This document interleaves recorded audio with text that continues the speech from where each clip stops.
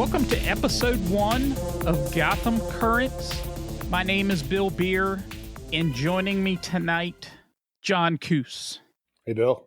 Hey, how's it going? Going great. That's good. That's good. If you had a chance to check out the previous announcement we had on the podcast feed, the Bat Pod is spinning off a program that we're starting right here. It's called Gotham Currents, and we're going to be talking new release issues. As of right now, it's just Batman. In the future, we may be adding other titles. But I talked about, and I mentioned this earlier to John, I talked about issues of Batman and Detective. I think it was 70-some issues in a row. And I sort of missed that. I sort of missed talking about the new issues because I would read the new issues and it's like, oh, I can't wait to talk about it. In the last, I don't know how many issues it's been at least 10 or 15. I haven't really talked about it. And it's like, oh, I miss talking about, reading it and being able to talk about it. So we have this platform now that we'll be able to do that. So I'm pretty excited about that. Yeah. No, I appreciate that. And I too have recently, at least for me, I've gotten back into current issues. And I was buying them hard copies for a while of certain comics, and then I made the plunge into Ultra. So I'm, what is it? Is it a week later or is it a month later? I'm not sure. It's a month later. A month later. So, I couldn't wait like 5 months to get JSA number 3, but I can wait a month or something, So for what it's worth, I'm currently reading Titans and Nightwing, which are by Tom Taylor, and the JSA mini and the offshoots of the minis. But you've gotten me back into Batman. It's been a while since I have read Batman ongoings, but I've caught up a bit here in preparation for this, and I'm looking forward to it. Yes, I'm excited. We're jumping right in the middle of Chip Zdarsky's storyline, and we actually covered the first part of that. Me and Sean Ross started to cover that. So we're going to jump right in. It's right after Joker Year 1. So we're going to take a quick break here, and when we come back, we'll jump right into Batman 145. The Bat Pod is a spoiler podcast. Please read the comics we're reviewing so you can enjoy the show. At To the Batpoles podcast, we look at the many sides of our favorite hero, Batman. For example, Encyclopedia Batman. It's the basic formula for escaping from the Siamese human knot. I just recalled it. Civic Responsibility Batman. Only a criminal would disguise himself as a licensed bonded guard, yet callously park in front of a fire hydrant. Impish Humor Batman. Look at him, Robin. That crooked bird's going crazy. And more. See if you can identify other sides of the Caped Crusader, and then join us at To the Batpoles podcast. Available wherever podcasts are found or at tothebatpoles.libsyn.com. Batman has many sides, but can we trust him to save the day? You can be sure, if it's Batman. Our first book tonight is Batman 145, Dark Prisons, Part 1. Your writer, Chip Zdarsky. Artist, Jorge Jimenez. Colorist, Tamu Mori. Letterer, Clayton Cowles. Editors, Ben Abernathy and Katie Kubert. So we get a cover here, and we have Batman, a bloodied Batman, with almost like a hush, with bandages wrapped around his head, and he looks like he's fighting Zerna in the failsafe body. So what did you think of this cover? I like it. I'm pretty happy with the art in this book generally, and this cover's pretty cool, actually. Got a lot of perspective. Looks like he's, ready to defend himself or whatever, because we know who that is and how powerful that person is. And even, there's a little bit of movement down on the bottom with the, I guess you'd call that a claw or whatever those are. Yeah, whatever those things are. It's got bloodied hands. He's already, messed up a bit. He's got a bloody bandages. And he's got his right hand, his severed right hand is, well, I guess it's not severed. It's a mechanical right hand from what happened. You can actually see, that it's mechanical here. Right, which is different than the previous issues, which was a glove. I think there was only one instance where it was even mentioned that, he had this new hand or whatever. But, that might be one of those things in the future that they just forget about, But I don't know. But I do remember when I was getting up to speed and I was reading Gotham War that I pointed out to you, that you caught it too, that it might have been in one of the tie-ins. I can't remember, but the artist didn't even show a severed hand. It was a regular hand. So somebody didn't get the memo on that. Yeah, missed that, or the editor missed it, or that Right. sort of thing. But it's a nice cover. I enjoy this cover. It looks like he's ready for some action.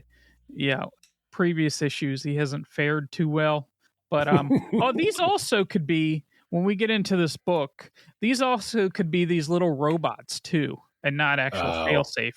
So it's part of the story. Maybe you're right. I mean, it's hard to see. Yeah, you're probably. Yeah, you might. Yeah, probably. But it's cool.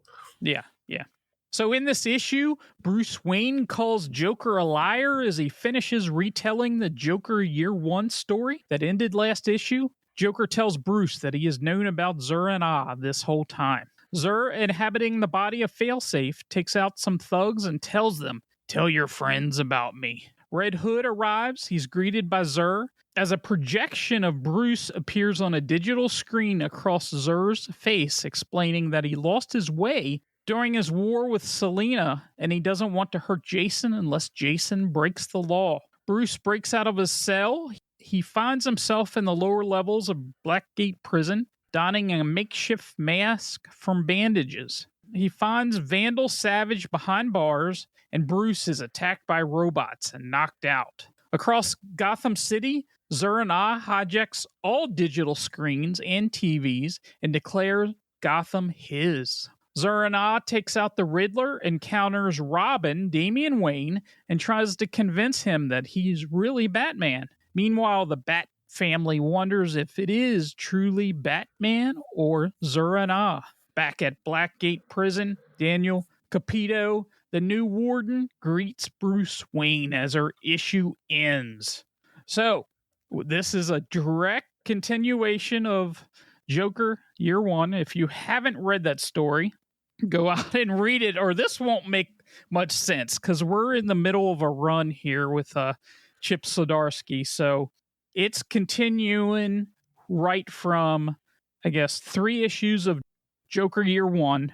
It's a continuation of the previous issue where Failsafe has imprisoned, Joker, who broke his back like Bane almost in that one panel.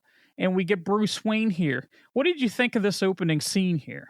I think the art is fantastic, which is really helpful to an otherwise sometimes challenging story about where Zur fits in and all that. But it had a nice flow. It's funny, I liked the banter in some ways. In other ways, I'm trying to get my head around this notion that it seems like, based on, the previous issues, that Joker and this one, that Joker has known his identity since not long after the Ace Chemicals accident, which I'm still processing how it sits well with me, to be honest, Bill. I don't like that all these villains know his secret identity.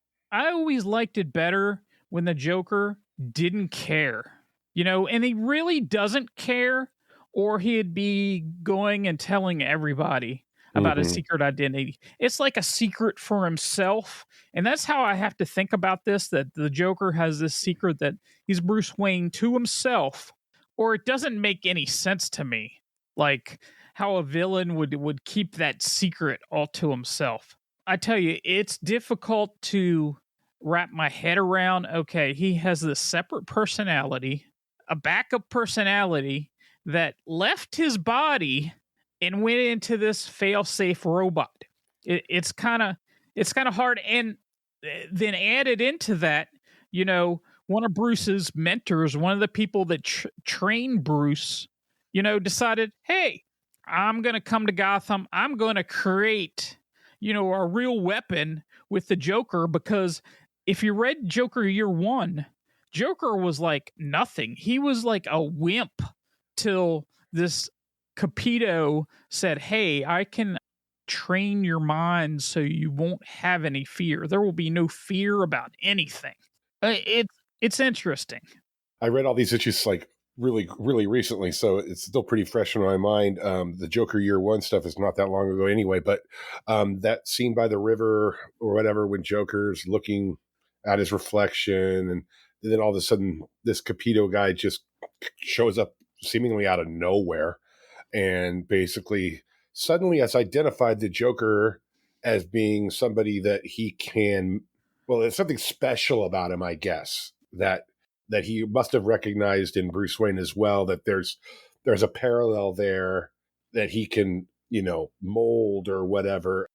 I don't think that Joker had shown enough yet to make this guy recognize this trait that the Joker had. I mean, it seemed like a big leap to me it almost feels time. like the Joker just got created, and it wasn't long that he got created. So this guy had to have been following Bruce Wayne and figure it out. Okay, he's a vigilante now, and just following. He was so fascinated with the human brain. I guess he gets off on how the brain works and that sort of thing.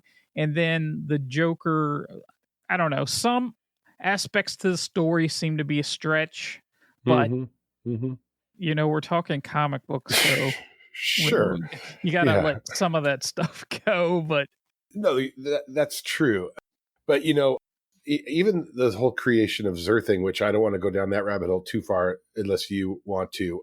The premise seems to be that this Capito mentor character helped Bruce wall off parts of his brain, create like a sub-personality that could be tapped into in case Bruce Wayne isn't willing to go as far as he should based on the stated mission. Is that right? See, that's where it gets a little, I'm not sure. Is it like, if some villain threatens his family, he has this pure Batman that has no connections to anything and will do whatever he needs to do to, get the job done, that sort of thing. I don't know. There's a fine line of exactly what the reason is behind that. Now, originally that happened in R.I.P. with Grant Morrison, where Dr. Hurt was behind all this, and it sort of got revamped here, retooled how this is. And I guess we're going to get more story of really what happened, because the first encounter with this Daniel Capito happened in the Batman the Knight, which was also written by Chip Zdarsky. And it was issue number 8. It was a 10-issue mini, and, you got to meet a younger Bruce Wayne as he goes through the different mentors and the people that trained him to be who he is today. So, well, so on page 1 in the bottom right-hand panel, Bruce says, you've known about Zur this entire time. And he says, you've only shown him to me twice before. Was one of those in that Zdarsky, or was that referring to Morrison? I don't know. I don't know what they're referring to. Maybe they'll reveal it later. But what's interesting about this, and I'm not trying to be overly critical, is on the next page, he says, but he was beautiful, the real you. It's almost breaking you is easy. Breaking him, it's like, this doesn't sit that well with me, because this is kind of diminishing the constitution of the Batman character that we've known forever. Basically saying that, hey, you've only shown him to me twice before. Every other time I see this weaker Batman, which is that a giant retcon that the Batman we know and love is not seen by the Joker as a true equal foe or something? Well, it almost seems that Joker's primary goal here was to get this backup personality out full time, because this was a challenge. The challenge, well, as he said, to break Bruce, no big deal. But to break this Batman, this would be the ultimate challenge. Mm-hmm. And you see all these background, and we get a flashback, in the backup story with the Joker having, this Capito hostage after he trains him, that sort of thing. And, there's a lot of working parts with this. I just don't know. My opinion about Joker, and he's overused. He's used a lot. And it's fine. This story isn't bad. I mean, use the Joker. I wish they would put him away for a little while. So when he came out, it would be more of a special occasion. Really, in the last 2 years, we've had 2 Joker miniseries. We've had the Joker show up I don't know how many times. So this little added wrinkle, I guess I just have a hard time getting my head around it because of, trying to fit the pieces together. I think that's the big thing. Fitting all the pieces. How does this work? And they changed the way Joker is because he's changed over the years. So I guess that's a good thing. Mm-hmm. Yeah, I actually agree with you. A little less Joker makes Joker more, exciting when he does appear. It's almost like he's out of Arkham so much. It's like, you guys need to get a better containment system because this is getting kind of ridiculous. I mean, but I see that. But it's comics and he sells, I guess. And I agree. And if they want to do Joker stories, maybe do Elseworld stuff, or maybe do like World's Finest type continuities that are outside of the main continuity to solve your concern. But here we have it. And the other thing that's interesting about this is, which was new to me, maybe I'm wrong in Batman lore and history, that Bruce, the way he talks to Bruce is so familiar. I'm not sure that sits well with me either. Like he's almost like he's talking down to him. And I know Batman's been through some rough times in the last couple, years in real life with the losing of his money and all this other stuff. But God, I mean, Bruce seems a little weak sauce right now to me. Yeah, he does. And Joker is calling him Bruce outright. There was a time in the New 52, where Joker, it was death of the family and Joker knew all the identity of everybody. Yeah. But then they had that fight and they both lost their memory for a little while. Oh yeah, that's right. So I don't know what happened but this feels different, this relationship that they have here. And Bruce is like on his heels here because he's just had a personality that he was fighting for his personality to be the dominant personality in his own body. And then that personality leaves and goes to this undefeatable robot in failsafe. Yeah. You brought that up earlier, and it's funny you did because as recently as did they explain in the Joker Year One or anywhere else that process? Was it like a computer that digitized Zur, or did they explain how it? Nah, I don't believe that there was an explanation. Comic book science, I guess. Like if I had a multiple personality disorder and I had, sort of like, they would probably use that to get rid of. Take it and put it in C-3PO or whatever. And it's like, oh, well, there's my other personality. Well, that, let's put that in the Cuz Comics category too, I guess. But yeah, and then Failsafe, his power level is off the charts. It's like a meso levels, which, okay, I guess if you're going to clean up the city. You've asked me a couple times offline, you're like, why doesn't he just call Superman? Why does he just say, hey, Kal-El, help? I know. I mean, if you use that standard, though, there's probably a lot of stories with it, but still, and this seems like Time to Break Glass. You would think. I mean, we were at a point of the first arc, the Failsafe arc, that I was like, I don't know how he defeats this thing. Right. It's to that point. I don't know how this is going to be defeated because now he is Batman. He's transformed into this Batman. But when he shows up for the first time here, he looks like Batman, but he doesn't. He looks like, I don't even know how to describe him. How would you describe when he shows up here to Gotham? When I first saw this splash page, I think that's when you're talking about, Batman is back, kind of thing. Kind of looks a little Batman Beyondish combined with Then he has those fingers. Yeah, something like the Matrix or something. Yeah, it's not bad, but let's just go back to one thing you said before. So before the Zur personality gets into failsafe, was you had just failsafe, the failsafe, the old classic thing, where Batman creates contingencies to fight the Justice League and all those stories like Tower of Babel and all that, and then and Batman's created one for himself, right?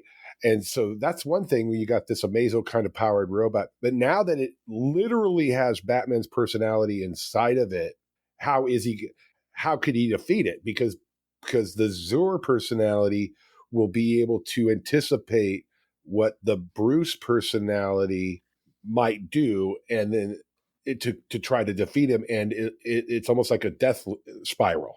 Like you'll never. And so I guess in some ways, let's give it some props. We have a situation now where maybe we truly are wondering how Batman is going to defeat him, because we, in the back of our minds on almost everything, whether it's against Darkseid or against the Riddler, we know Batman's going to pull a rabbit out of the hat and figure this out.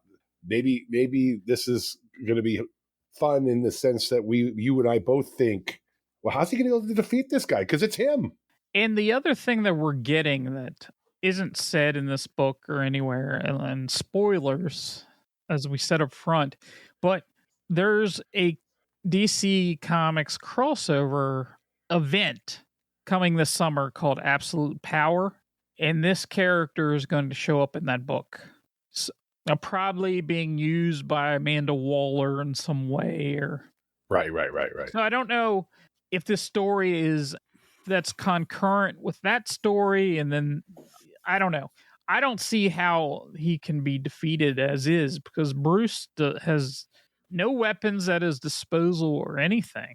I keep using the term Mazo, but to refresh my memory, isn't this kind of like a Mazo technology? Did it state that ever? I don't recall if it stated that. But it sort of seems like it's just... Yeah, it seems similar. Yeah, but at any rate, yeah, which I've, even in the Silver Age comics and stuff, I always kind of like roll my eyes at Amazo. I'm like, oh, so he could just... Zur in this body of failsafe, the other thing he's doing is he runs into the Robins of Gotham, two of them, the Red Hood, who he comes up to, and he has this like digital screen where his face is, and it shows Bruce's face, and he says, "It's me, it's Bruce." If he saw them with the stringy fingers, I would think, yeah, that's not Bruce, but here he looks like him in the face, both the robotic body. He said basically his body is worn out, and he had to put himself into this, robot sort of deal. And Jason Todd isn't really... He's not buying it. And real quick, once we mention Jason Todd, I want to mention, the Gotham War thing that happened with Jason Todd, where it prevents him. He has too much fear that he can't fight crime anymore that Bruce did to him. Supposedly that is sort of reversed when he takes Joker toxin, and we saw that. If you read the Joker, The Man Who Stopped Laughing, it happened in the last issue of that, where he took a Joker toxin and it seems to counteract that sort of thing. I guess the idea is that Bruce is tired of the way that Jason dispenses justice, which includes death, right? Now, and that was the Zur personality. Okay, yeah. So that was the Zur personality. So basically it was this personality that did that to him. It wasn't actually Bruce. And I know that can get kind of confusing. Fair enough. Yeah, the Zur personality. But he's... So, hey, at least it was Zur, as opposed to Bruce, who messed with Jason so much that whenever he gets angry, he gets scared or whatever. But at any rate, this scene's kind of cool. I'll go with it on how the image of Bruce's face appears in the glass and everything. But Bruce just quickly explains, like, yeah, but my body was all messed up, uploaded my consciousness. I'm going to take care of business in town. So we, no more Mr. Nice Guy. And it only takes one panel for Jason to go, sounds good to me, Bruce, in quotes. It's like he doesn't buy it for a second. No, he doesn't buy it. And then they have a little melee, and then he just drops him on the ground, right? It kind of warns him, like, hey, I'll be watching. I swear I won't hurt you anymore unless you break the law. And he drops him from, I guess, probably only for a few feet or something. But yeah. And then we're back to the prison. I'm not sure there's much more to be said about this banter, but yeah, I like how, he takes the Joker. He takes a little piece of metal or something out of Joker's back brace and breaks out of the jail. That was kind of cool. Yeah, that was pretty cool. He takes a part out, and very classic Batman. And he makes his homemade, mask with some bandages, and he runs into, I don't know what's going on with Vandal Savage, to be honest. Yeah. It's weird. It's weird too, because like, unless this happened in the previous arc or something, or a storyline I missed, I never thought that Blackgate. I mean, I know Blackgate's is rough. It looks like abandoned practically. I mean, it looks like, yeah, this is like the basement supposedly. So I don't know. They got a couple people in here, but yeah, I don't know. It's interesting. Vandal in previous issues somehow obtained ownership of Wayne Manor and was all of a sudden trying to do his Vandal Savage domination thing in Gotham, right? And so we don't know. And then that's where that last story ended, right? He was going to parties, and he was with a bunch of these sort of evil, shadowy leaders of Gotham. And he says, I'm in charge now. And then he wound up in jail, basically, this jail. Yeah. Well, we don't know how he got here. And yeah. Which, I don't want to go on a tangent or anything, but there was so much going on with the Gotham War and all that stuff. And that I was like, oh, they had just introduced this Vandal Savage angle. Okay. Yeah. And I don't know where they're going. Because at one point it sounded like that he may become the commissioner. It was mentioned briefly about, do you want to be the commissioner? And it's like, what? But we do get the mayor here, which is important. He's talking to Renee Montoya. And Renee Montoya's relationship with Batman, as she's been the commissioner for this stint, hasn't been anything that great. They haven't had this isn't a Gordon Batman relationship. She's barely depended on him for anything. And the mayor was introduced in a few years back in Mariko Tamaki's run, and he was on the Gotham police force, and he was injured during he is not in love with Batman. Batman isn't his favorite person here, and he's like, it sounds like he's going to replace the commissioner. I hope it doesn't go in the direction of, well, you wouldn't think it would go now because Savage is in prison and probably nobody knows he's down there. So maybe Zur put him there. It's a good possibility. And then we get the Riddler, which Zur goes on the interwebs, internet, or whatever you want to call it, and said this Gotham is his, and he's Batman, and he's taking out the Riddler and that sort of thing. And then you get the scene with Damian Wayne, which is pretty cool, because he says, is that really you? And he says, it is. He said, prove it. And he tells him a story about how when he first came to live with him, that he used to, go to read him stories or something, go to sleep or something. This backup personality must have all the memories of. He must. I don't want to make a big deal out of this, but the Bat family, when they see these images of Zur or Bat Zur, whatever, talking to Gotham, and you got Stephanie Brown and Cassandra Cain and the gang all looking at different monitors, laptops, Barbara, Dick, everybody. They're like, Dick, you got to see this. Do you think that's Batman? I don't know. It's like, I know a lot's happened with Batman, but these are all really smart people. Would they be like, oh, I don't know. I think they would. I think they'd kind of be more like Jason going, that's not Bruce. But let's then go Jason with it. again says it sounded like Bruce. Yes. I don't think they will. Yeah. One thing that on this is it really you thing that I'm going to read into it, maybe make a prediction, Bill, is that Damien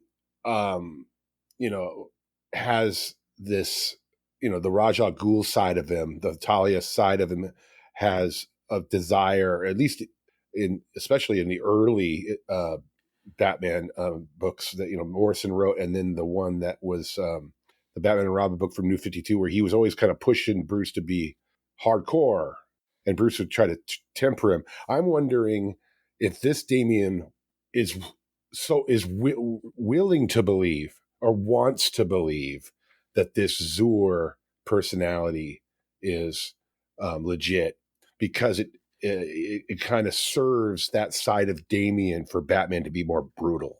Well, I think he's a little skeptical. I'm not 100% sure. Did you read the Robin series from like a year or two ago? I did not. Okay. We sort of get a hard-edged Damien that is sort of like tender at some points in that story. I really feel like he turned a corner in that story, but I'm not sure. I mean, we haven't really got a lot of Damien and Batman interaction. We're getting that in Batman and Robin, and that book's been pretty good. But that definitely is interesting because it's this Al Ghul stuff is part of him. Mm-hmm. And, if you remember when Damien came on the scene, he was beheading. He beheaded the Spook when he first was with Batman. So it'll be interesting. It's interesting to continue on with this. Yeah, well, and then I guess this kind of ends with the Daniel. I'm going to go with Captio is now the warden of Blackgate. Like, so you have basically this I call him a sociopathic psychologist or whatever you want to call him, mentor, who I guess we'll have to find out how that happened and when that happened. Because anyway, let's give him the benefit of the doubt and see what happens. Batman knows everything though, right? Even poor Batman, even apartment Batman knows a lot. And you'd think, based on how he is paranoid, or kindly put it, very cautious. He keeps track of everybody. And for this guy to become his own mentor, become the warden of Blackgate without him knowing, that Bruce Wayne or that Batman is somebody who's really slipped, in my opinion, because Batman would have known that. Yeah. It could have been while he was out. While he was out. Remember when he came back from the other dimension where there wasn't a Batman, it took him weeks to recover. And that's how there's a lot to this to say. I don't know. It's you have a good point there but I just don't know. And this Daniel Capito, when we first see him, in Joker Year One and in the Night Book, he doesn't have all these scars. But when we see in the backup here, it looks like he's been tortured by the Joker somehow, because he's in this glass box that must have been in here for a long time, because he says it's been a while. Yeah. And it's finally happened. He says, I've seen him, Zur, come out in him twice. He says this time he was more primal and that sort of thing. And that's when he says, I train both of you, right. Total control of your mind and that sort of thing. Partitioning of the mind. And Joker's just eating this up. It's funny. I kind of liked the vibe of the backup a little more than the main. I don't know why. Had some cool, a different artist, different style, of course, but it was kind of kind of creepy. I mean, like the whole thing about having him in this glass containment facility, which has got a dingy toilet in it. Right. It looks like it's leaking and everything else. And he calls the container that the toilet is attached to, the tank, he calls it Betsy. Yeah. Yeah, but so I noticed, just like I didn't notice it in the cut face. I didn't notice it the first time in the main book Mhm. storyline, but I noticed it. So I saw this panel where it's clearly he's got scars that resemble, like the Joker cut smile thing. So I looked back and I saw, oh, there it is. But like, this intrigued me a little more because this guy is in this facility. He's clearly been tortured, and he nonchalantly says to the Joker, "It's been a while." How has this guy been just sitting there for like 3 months? Or even longer. And he's like nonchalant about it. Right. He has no emotion. Well, he can turn off. He's learned to teach others to do this. He's turned off his mind from all these emotions. And Right. and he doesn't really have any emotion at all. Yeah. Yeah. I did get excited on the last page of the backup here when you see the Joker from, the New 52 with Joe's garage, and it's when he cut off his face and he has his face attached Yeah. to his face, and he's in front of Wayne Manor. So I guess we're going to get the next issue. We're going to get some details about, what he's up to. And he knows Bruce Wayne is Batman at this point. And this is from a few years ago. It's not like it's from way back in the past. Yeah. So yeah, in fact, thank you. I did not pick up on that because his back's to us. It's been a Mhm. long time since I read Death of the Family. Was that what it was called? It was leading up to Death of the Family. Oh, the whole thing Yeah. about Joker's face Yeah. being cut off. Yeah, And all that happened in Detective Comics, but then Yeah, it yeah, kind of yeah, went. yeah. But the Joe's Garage thing. But he's clearly got that strap around his Yep. head, so he's probably wearing his face here, right? Yeah, yeah. So are we going to get into sort of that? Would be fun to see if there was. I mean, just we have to go with it. We're not entirely comfortable that he knows who Bruce is this whole time and yada yada yada. But hey, No. we're going with it. And if they put some finer background to his activities before he starts messing with the Bat family and everything else, and the whole Joker's daughter thing and everything else, I mean, it might be kind of fun. Please We'll see how no. it goes. You can leave the Joker's daughter out of it. Not the original, the new Joker's daughter or whatever. Yeah, no thanks. Yeah, yeah. It's funny with the whole the whole thing about Batman, his identity, the Joker knows it and stuff. I'm I'm more comfortable with the Joker knowing him than anyone else because I think Mhm. the Joker can compartmentalize things because he's insane and he doesn't see a need to expose Batman. He doesn't need to ransom it. He doesn't need cash to keep it a secret, nothing like that. But everybody else, if anybody else knows that he's the Bruce, they would just tell a bunch of henchmen and Yeah, stuff. yeah, yeah. Yeah, absolutely. No. So, before we cut out of here, do you have any final thoughts about this one and what you're looking forward to the next? Well, I love teams. I love ensembles. I love the Bat family. I like that this book seems to, you're going to have a situation where, okay, fine, Bat family is doubting the Zur thing. You got the Damien angle, which may go in one direction versus Dick. Maybe Dick will go, no way, this isn't Bruce. Maybe Damien. Well, I'm hoping for some interesting dynamics with the Bat family and their role in this. They're all. I mean, it's really kind of a big contrast. Nightwing right now is practically on top of the world. He's living with Barbara. He's leading the Teen Titans or the Titans, and Batman's life is in the dumpster. And so I want to see if they can bring some of this together and show some real some arm around the shoulder kind of thing from Nightwing to Bruce. Maybe and some sappy You've always been there for me. I'm here for you. Let's fix your life and let's defeat this damn robot. Yeah, and well, it depends what book you're reading too. Fair enough. Because Batman and Robin, they're like working together, and this doesn't even go into. And in Detective Comics, they think he's dead, and yeah, that's just a whole nother.